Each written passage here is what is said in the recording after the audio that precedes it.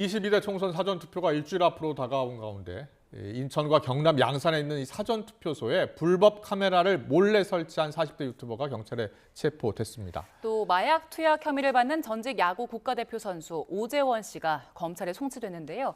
이번 주 관심 사건에 대해서 범죄 심리학적 측면에서 분석을 해보겠습니다. 배상훈 프로파일러와 함께합니다. 어서 오세요. 안녕하세요. 어서 오십시오. 예. 아니 사전투표일이 며칠 남지도 않았는데 사전투표소에 이 불법 카메라를 설치한 거예요. 어떻게 설치했답니까?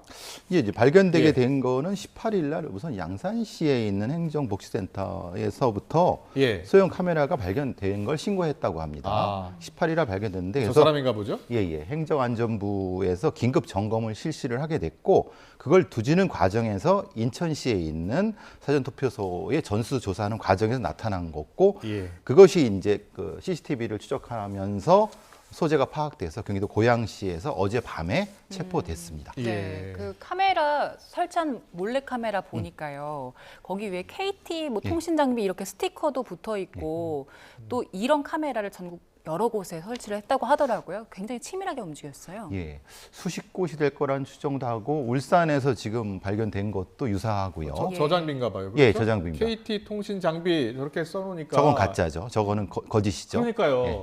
진짜 같고 KT에서 설치한 것처럼 보이잖아요. 근데 콘센트에 꽂는 유형입니다. 콘센트에 꽂고 거기에서 카메라라든가 이런데 저기는 송신 장비가 분명히 있을 겁니다. 왜냐하면 저 바깥으로 나가는 게 없으니까. 근데 사실 우리가 예전부터 콘센트에는 모뎀 같은 것들이 많이 붙어 있기 때문에 예. 별로 이제 심각하게 생각하지 않았는데 그렇죠. 보니까 사실은 연결된 어떤 선이 없으니까 확인해 보다 보니까 저게 나타난 거고요. 야. 명암 크기 정도라고 합니다. 그러니까 저 정도라고 하면은 저게 하나 있다는 거 볼 수 없죠. 그러니까 전국적으로 저 사람의 말이 맞을 겁니다. 수십까지는 아니어도 상당히 예. 많이 설치돼 있을 수 있고 본인이 주장한 대로라고 하면은 한 곳에 설치하는 게 의미가 없지 않습니까? 예. 그러니까요. 예. 여러 곳에. 그런데 저렇게 설치할 때 관공서잖아요. 예. 공무원들이 다 있고 어떻게 저렇게 설치를 할 수 있었을까요? 근데 지금 저 뒤에 보니까 예. 정수기 뒤쪽이라고 합니다. 아마 그걸 위장했을 가능성이 제일 높겠죠. 아. 그리고 이제 휴일 같은 데는 사람이 없고 저기는 이제 보통 행정복지센터의 예. 뭐 위층 같은 경우는 출입이 비교적 그렇군요. 자유로우니까 그렇게 예. 접근했을 것 같습니다. 예. 근데 지금 이 검거된 남성이요. 지난해 강서구청장 보궐선거에 있었잖아요. 그때도 이걸 설치를 했고 그때 걸리지 않아가지고 유튜브를 통해서 설치한 카메라를 통한 인원 또 선관위에서 밝힌 인원 차이가 난다 뭐 이런 주장을 하기도 했더라고요. 예. 그러니까 이제 말하자면 자신이 찍은 어떤 투표 인원과 그러니까 발행된 형태의 투표 용지의 예. 사이를 비교해 갖고 하려고 한 것 같습니다. 예. 근데 그때는 그게 이제 샘플이 너무 작았죠. 네. 왜냐하면 강서구청장. 근데 이거는 네, 전국 샘플로 하려고 시도한 것 같으니까 계획을 완전히 잡은 것 같고. 예. 근데 이제 뭐 범죄 첩보로서는 이런 걸 시도한다는 사람들이 이제 꽤 있었거든요. 예. 그러니까 범죄 첩보로 경찰들은 이미 첩보를 알고 있었는데 제가 알기로도 듣고 있었는데 예. 문제는 실제로 실행한다는 거 보장을 할 수 없기 때문에 그냥 한 상태인 거죠. 지금 저 혼자 가능하겠습니까? 혹시 공범이나 조력자가 있을 가능성은 어떻게 보세요? 왜냐하면은 저 장비를 별도로 제작을 해야 됩니다. 아. 별도로 그 공간이라는 것에 그럼 맞춤 제작을 해야 된다고 하면은 예. 저 정도라고 하면은 예를 들면 예전 같은 경우는 이제 뭐 세운상가라든가 예. 종로에 있는데 지금 용산상가 같은데 저걸 별도로 맞춤 제작을 하면은 최소한 수십 개가 기본 단위라고 하면은 네. 그러면 공범도 있을 수 있다라고 경찰은 판단하는 거죠. 그러니까 거기서부터 추적을 하는 거고 그리고 과거의 경험도 있었고 강서구청장 선거 때 예. 그러니까 사실 제일 위험한 것은 배우가 있고 예. 이 배우가 선거 자체를 무산시키거나 선거 자체를 흐트리려고 할 의도를 가지고 저 사람한테는 그냥 이런 형태의 그 일부만 임무를 줬다고 하면 이거는 사건 자체가 작은 게 아닌 겁니다. 그러니까요. 그러니까 애초에 의도를 가진 사람과 예. 저 사람은 이제 이걸 하청 받은 사람 정도라고 하면은 이거 자체를 지금 찾아야 되거든요. 예. 근데 이제 그러니까요. 문제는 지금 이걸 수사하는 사람들이 형사팀인데 네. 사실 이 사건은 공안 사건입니다. 아, 사실은 공안 공안 사건 쪽에서 해야 되는 건데 전국적으로 한번 일제 조사를 해야 될 것 같은데. 그렇죠. 근데 이제 지금은 이거는 일종의 형사사건으로 일반 형사사건. 왜냐하면 현주 건조물 침입하고 통신보호법 예, 위반이지만 내용상으로는 사실은 공공안전에 대한 예. 문제이기 그렇군요. 때문에 예. 수사 부서가 저는 잘못된 것 같습니다. 예. 알겠습니다. 자, 부정투표, 예, 말씀하세요. 부정투표 의혹이 사실 계속 되고 있잖아요. 그래서 선관위가 이번에는 사전투표함을 보관하는 장소에 CCTV도 설치를 하고 그걸 공개하겠다 이렇게 밝히기도 했는데 이렇게까지 나서서 그 불법 카메라 설치한 의도에 대해서는 어떻게 보세요? 그걸 선치한다 해서 보여준다 한들 그걸 믿겠습니까?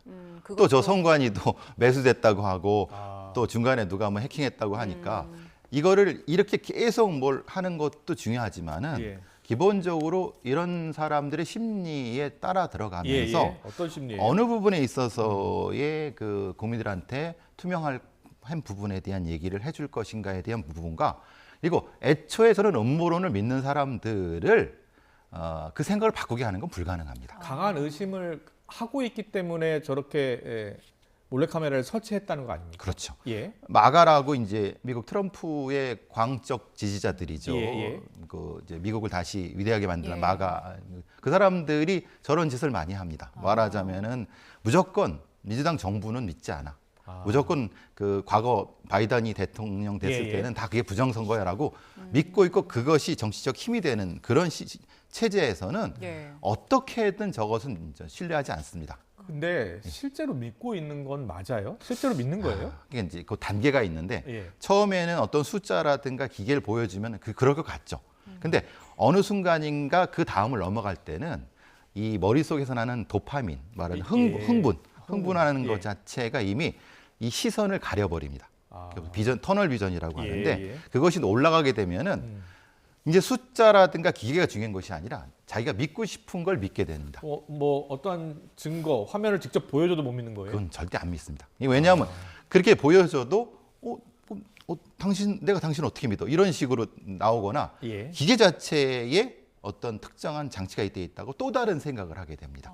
그러니까 그것은 그런 방식으로 해봤자 아무 의미가 없는 거고 이거는 어떻게 보면 사회적인 전체의 어떤 공정의식이나 이런 부분과 아울러 갖고 예. 선거 자체의 투명성도 존재하는데 좀 독특한 것은 미국은 너무 수동적으로 개표를 해갖고 문제고 예. 우리는 너무 전자적으로 개표해갖고 문제입니다. 아, 그래요? 그러니까 예. 미국은 이 전자투표가 아니라 다 수개표 방식이지 않습니까? 예. 그러니까 수개표 방식이 하면서 인적으로 문제가 있다고 제기를 하는 거고요.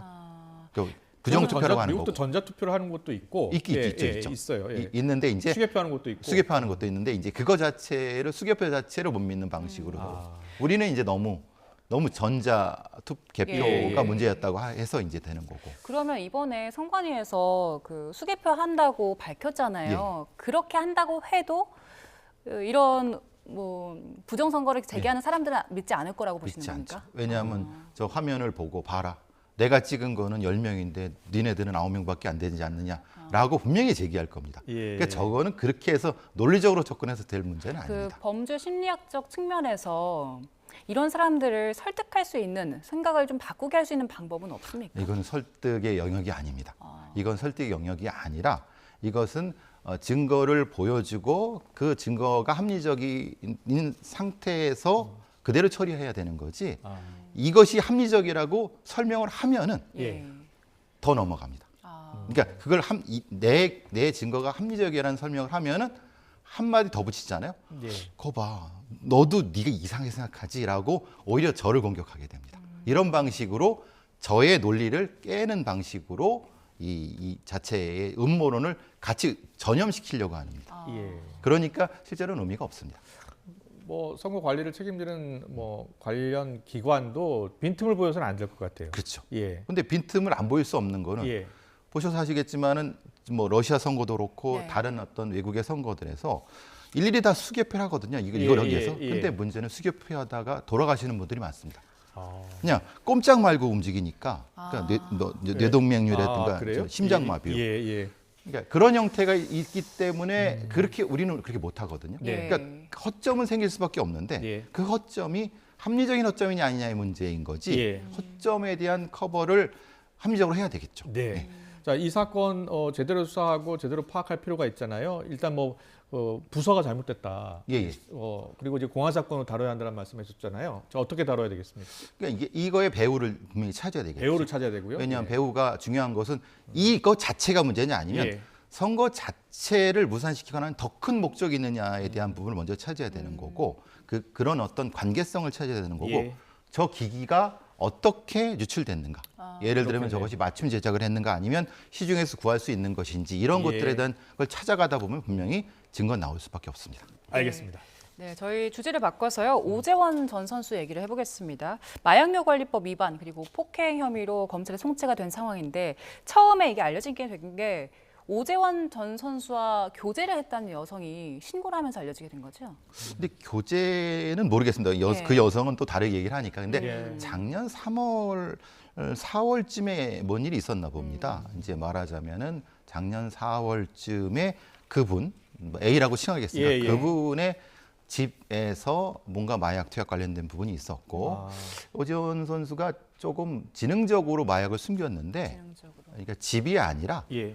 그 아파트의 바깥에 있는 소화전에 저기 있지 않습니까? 예. 소화전 호스 호스 들어가는 거에 아. 보통은 거기에 그런 걸 안 하죠.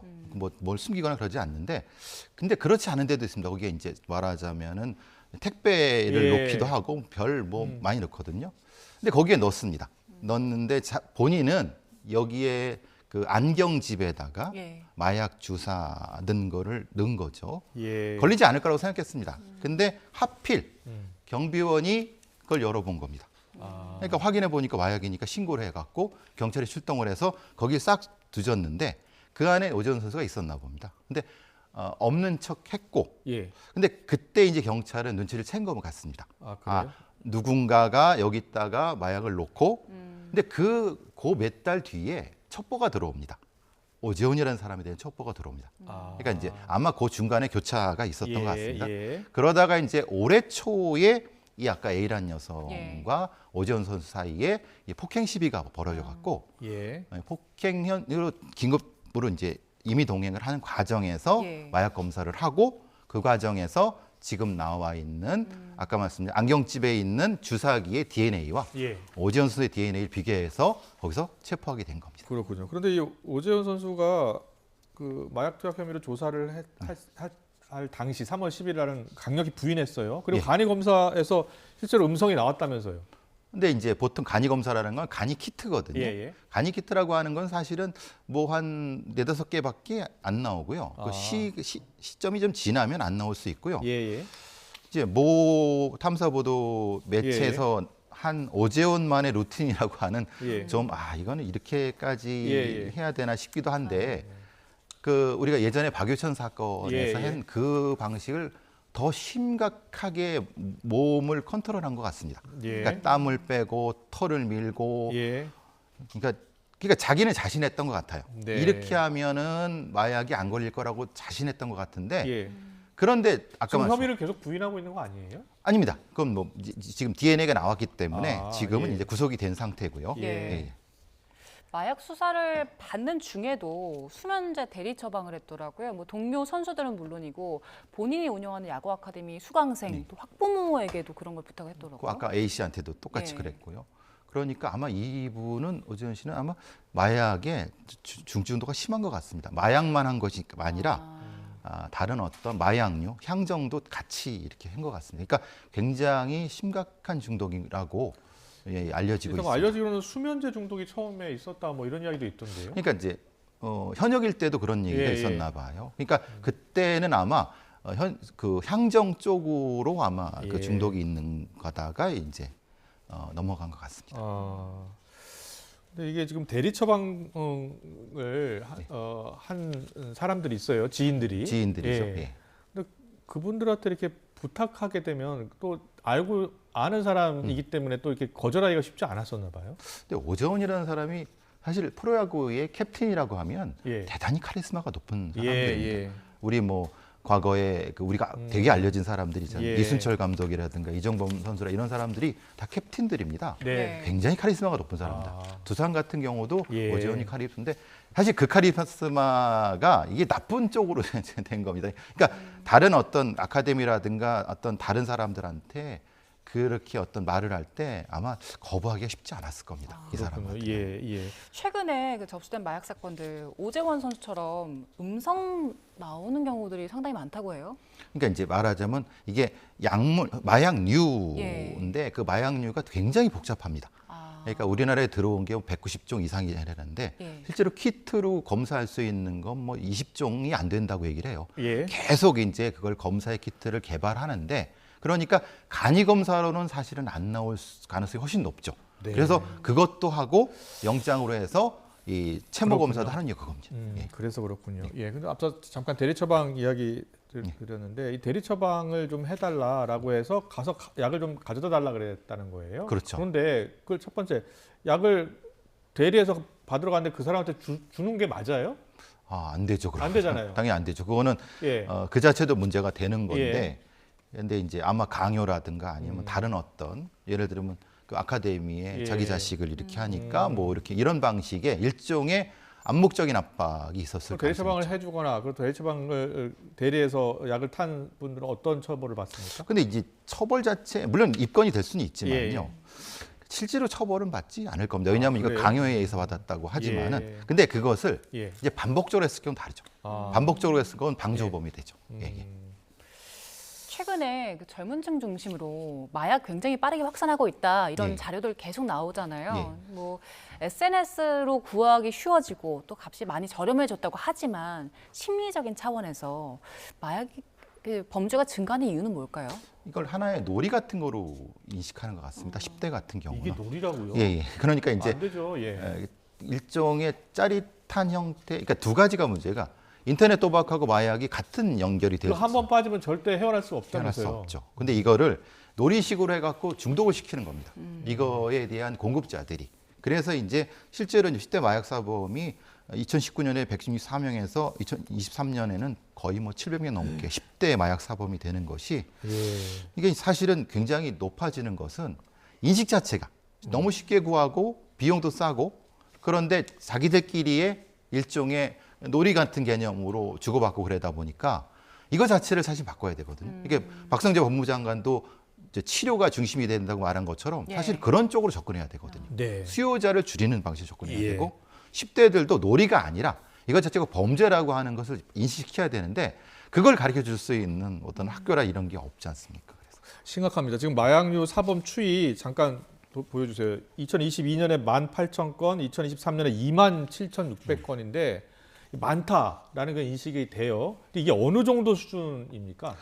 어느 수준이라. 그러니까 27,000건 하네. 27,000건이라고 하면은 글쎄 뭐라고 설명을 드려야 되나? 경찰의 형사팀들의 이 가지고 있는 마약 사건은 이제 쟁여져 있는 상태인 거죠. 그래요. 그러니까 실제로 이제 일회 공급, 그러니까 수요자는 실제로 수사를 뭐 안 하는 건 아닌데 수사 의미가 없어지는 거죠. 왜냐하면 공급자를 찾아야 되는데 그 정도로 이제 마약에 대한 것이 퍼져 있다고 생각하시면 됩니다. 그러니까 과거에는 일회 투약 같은 경우도 수사를 해갖고 이제 되는데 이제는 그런 걸 넘어선 공급자를 잡아야 되는 상태가 된 거죠. 이제 이 정도로 많은 상태가 된 거죠. 네, 알겠습니다. 오늘 배상훈 프로파일러와 함께 짚어봤습니다. 잘 들었습니다. 고맙습니다. 감사합니다.